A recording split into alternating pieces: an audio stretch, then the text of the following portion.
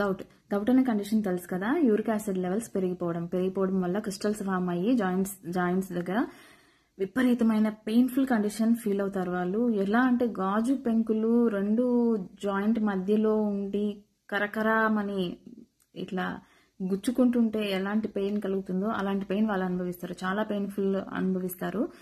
ఇది uric acid ఎందుకు పెరుగుతుంది బాడీలో? ప్రూరిన్స్ మనకు ఎండ్ ఆఫ్ ది ప్రోడక్ట్ అన్నమాట. ప్రతి సెల్ అండ్ కొన్ని ప్రూరిన్ రిచ్ ఫుడ్స్ ఉంటాయి, అవి తీసుకున్నప్పుడు దాని end of the product uric acid అన్నమాట. ఈ యూరిక్ యాసిడ్ బాడీలో ఉండాల్సిన దానికంటే ఎక్కువ పెరిగిపోవడం వల్ల గౌట్ అనేది వస్తుంది. ఒక చిన్న చిట్కా చెప్తాను.